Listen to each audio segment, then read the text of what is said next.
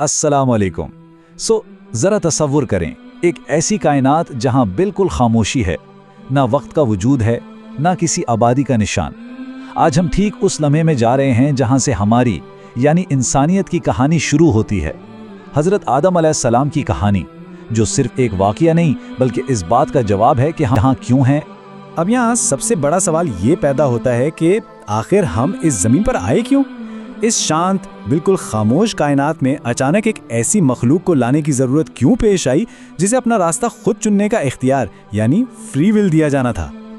इस खूबसूरत राज को समझने के लिए ना हमें बिल्कुल आगाज़ पर जाना होगा।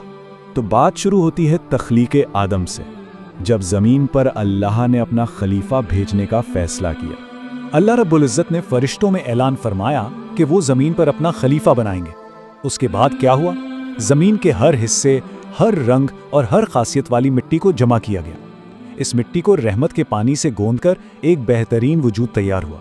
फिर वो अजीम लम्हा आया जब अल्लाह ताला ने इस वजूद में अपनी रूह फूंकी।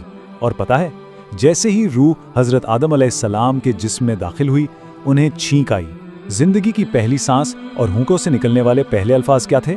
अल्हम्दुलिल्लाह। तमाम तारीफ अल्लाह के लिए है, यानी इंसानियत की शुरुआत ही अल्लाह की हम्द से हुई थी।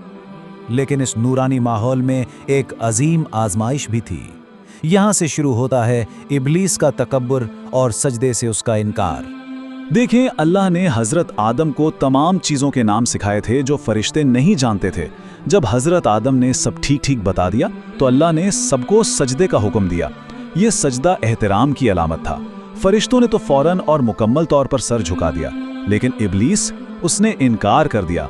उसने निहायत तकब्बुर से कहा, मैं इससे बेहतर हूँ, तूने मुझे आग से पैदा किया है और इसे मिट्टी से। ये याद रखिएगा, ये इस कायनात का सबसे पहला गुनाह था, नस्ल परस्ती और गुरूर। इब्लीस ने अपनी सोची हुई मंतिक को अल्लाह के वाज़े हुक्म पर तरजीह दी। आग शोले की तरह ऊपर उठती है और मिट्टी आजिज़ी से नीचे रहती है, लेकिन अल्लाह को मिट्टी की आजिज़ी पसंद आई थी, आग का घमंड नहीं। खैर, इस वाक़े के बाद कहानी आगे बढ़ती है। तीसरा हिस्सा है जन्नत और आजमाइश, यानी वो शजरे ममनुआ। हज़रत आदम और हज़रत हव्वा अलैहिस्सलाम को जन्नत का एक बेहद खूबसूरत और पुरसुकून मस्कन दे दिया गया। वहाँ कोई फिक्र नहीं थी, हर नेमत मौजूद थी। बस आजमाइश के तौर पर उन्हें सिर्फ एक दरख्त के करीब जाने से रोक दिया गया। लेकिन इब्लीस, जो जन्नत से निकाले जाने पर बदले की आग में जल रहा था ना, उसने बड़ी चालाकी से झूठी हमदर्दी और वसवसों का सहारा लिया। जैसा कि कुरान में बयान है, उसने उनसे कहा, तुम्हारे रब ने इस दरख्त से इसलिए रोका है ताकि तुम फरिश्ते ना बन जाओ या हमेशा जिंदा ना रहो। अब क्योंकि उन्होंने इससे पहले किसी को अल्लाह की झूठी कसम खाते नहीं देखा था, तो वो अपनी मासूमियत में धोखा खा गई।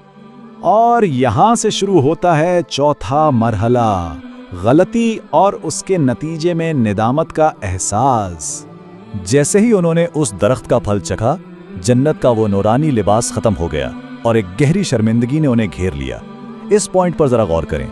यहाँ इंसानियत और शैतानियत के दरमियान सबसे बड़ा फर्क वाज़े होता है। जब इब्लीस से गलती हुई थी तो उसने अल्लाह पर इल्ज़ाम लगा दिया, माफ़ी मांगने से इनकार किया और मायूस हो गया। लेकिन जब हज़रत आदम से भूल हुई, उन्होंने फ़ौरन अपनी जिम्मेदारी कबूल की और निदामत के साथ माफ़ी मांगी। गलती करना इंसानी फितरत है, गलती पर अकड़ जाना शैतानी फितरत है, और अपनी गलती को मानकर फ़ौरन पलट आना ये पैगंबरों का तरीका है। उनकी ये आजिज़ी अल्लाह को इतनी पसंद आई कि अल्लाह ने खुद उन्हें माफ़ी मांगने के अल्फाज सिखाए। ये दिल को छू लेने वाली कुरान की दुआ देखिए, रब्बना ज़लमना अनफुसना व इल्लम तग़फ़िर लना व तरहमना लनकूनन्ना मिनल खासिरीन। यानी, ए हमारे रब, हमने अपनी जानों पर जुल्म किया, अगर तूने हमें माफ़ ना किया और हम पर रहम ना फरमाया तो हम यकीनन नुकसान उठाने वालों में से हो जाएंगे। और वाकई अल्लाह जो सबसे बड़ा मेहरबान है, उसने उनकी सच्ची तौबा कबूल फरमा ली। वैसे यहाँ एक दिलचस्प पॉइंट है जो आपको पता होना चाहिए, मुख्तलिफ मज़ाहिब का फ़र्क। क्रिश्चियनिटी में इस वाक़े को ओरिजिनल सिन कहा जाता है, यानी एक ऐसा बुनियादी गुनाह जिसका बोझ हर नया पैदा होने वाला बच्चा उठाता है। लेकिन हमारे सोर्सेस के मुताबिक इस्लाम का नज़रिया बिल्कुल मुख्तलिफ और उम्मीद से भरा हुआ है। इस्लाम इस गलती को सिर्फ एक जलल यानी एक फिसलन मानता है जो सच्ची तौबा के ज़रिए बिल्कुल मिटा दी गई। इस्लाम कहता है कि हर बच्चा मासूम और बेगुनाह पैदा होता है। सच्ची तौबा इंसान को बिल्कुल पाक और साफ कर देती है। उस माफ़ी के बाद शुरू होता है पांचवा मरहला, زمین پر آمد وہ جدائی اور پھر اس کے بعد ہونے والی وہ عظیم ملاقات۔ اور اسی کے ساتھ ہم آتے ہیں اس ایکسپلینر کے آخری اور سب سے اہم حصے پر، آخر زمین پر ہماری زندگی کا اصل مقصد کیا ہے؟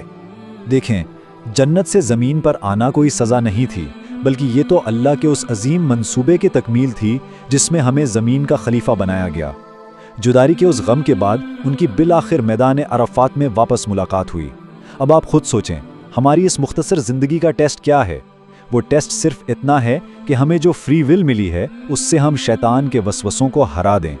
اگر ہم سے کہیں کوئی پھسلن ہو جائے تو ہم ابلیس کی طرح ضد نہ کریں، بلکہ فوراً توبہ کریں، تاکہ ہم اس امتحان کو پاس کر کے واپس وہاں جا سکیں جو ہمارا اصل گھر ہے، جنت۔ تو آخر میں ہمارے سامنے ایک ہی بہت گہرا سوال رہ جاتا ہے۔ ہر روز، ہر لمحہ ہمارے سامنے دو ہی راستے ہوتے ہیں۔ کیا ہم تکبر اور ضد پر اڑے رہ کر ابلیس کا راستہ چنیں گے، یا عاجزی، شرمندگی اور اللہ کی طرف پلٹنے والا حضرت آدم کا راستہ اپنائیں گے؟ فیصلہ پوری طرح ہمارے ہاتھ میں ہے۔ خیر، اگر آج کی اس وضاحت سے آپ کو کچھ نیا سیکھنے کو ملا ہو تو بالکل چینل کو سبسکرائب کریں، اس وضاحت کو لائک کریں اور اس علم کو اپنے پیاروں تک ضرور شیئر کریں۔ جزاک اللہ خیر۔